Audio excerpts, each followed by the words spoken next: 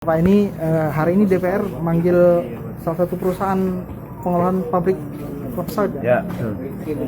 Jadi dari pemanggilan ini dalam rangka apa, Pak? Ya, jadi sama-sama kita ketahui ya bahwa Permendak nomor 22 itu kan melarang posisi ekspor gitu kan. Jadi sebelum itu diberlakukan ada beberapa trouble di lapangan gitu kan. Jadi itu yang kita diskusikan dengan BMT sebagai salah satu PKS yang ada di Muratara. Nah, dari hasil diskusi-diskusi seperti itu, memang ya, tidak bisa diuraikan secara rinci betul, tapi paling tidak situasi pada saat itu ekspornya sudah mulai agak goyang kan, ya. Nah, maka dari itu BMT mengambil sebuah kesimpulan. Yang pertama, kenapa harganya seperti itu? Karena memang situasi pasar pada saat itu harga CPO-nya itu turun, ya. Karena beliau ini sama-sama kita ketahui salah satu PKS yang tidak punya kebun inti, sangat beda dengan posisi dia yang ada di Bangsul. Nah, karena tidak punya kebun inti, penentuan harganya itu salah satunya tidak berkiblat secara penuh dengan harga yang ditetapkan oleh Dispun, karena mekanisme pasarnya itu ditentukan fluktuasi harga setiap hari. Nah, kami sangat memahami dalam situasi seperti itu, apalagi posisi sekarang keran ekspor itu kan belum dibuka oleh Pak Jokowi, dalam hal ini pemerintah pusat. Nah, tentunya kalau ini tidak bisa dibuka oleh pemerintah pusat akan menjadi sebuah persoalan. Ya, produksi Indonesia itu ada 47 juta ton per tahun. Kapasitas produksi itu per bulan. Kapasitas produksi per bulan itu adalah 47 juta ton. Penyerapan pasar kita ada di posisi 16 juta ton. Nah, maka dari itu posisi ini yang harus harus kita pahami bersama. Nah, ketika ekspor ini memang tidak bisa dibuka kerannya, akhirnya kan produk ini kan menumpuk.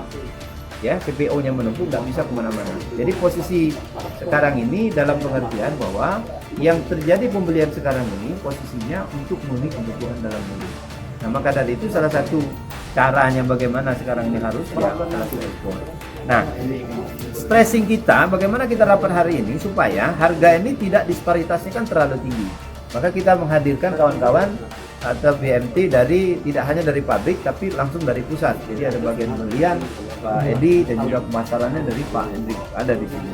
Nah, akhirnya tadi kita bersepakat bahwa hari ini beliau sudah berkomitmen harga terjadi di PT BMT itu sudah antara 2.400 sampai 2.500. Artinya ini dilihat dari kondisi barangnya juga kan, apapun itu yang namanya kita beli kan lihat kondisi barang. Nah, kemudian yang kedua harga seperti itu tetap mengacu kepada bagaimana disparasi harga. Adanya fluktuasi harga itu bisa saja dia beli lebih mahal daripada posisi Dispun, tapi bisa juga kan lebih murah. Nah, kami berharap selama ini kan tidak ada trouble, tidak ada persoalan. Kami sangat tahu bahwa BMT membeli agak di bawah harga Dispun, tapi kan tidak ada persoalan. Nah, kami berharap bahwa kemarin itu pembelian harga sampai disparitasnya sampai 2.000 itu tidak terjadi lagi. Karena itu apapun alasannya kami sampaikan, itu tidak juga bisa diterima dengan kalkulasi matematik kan.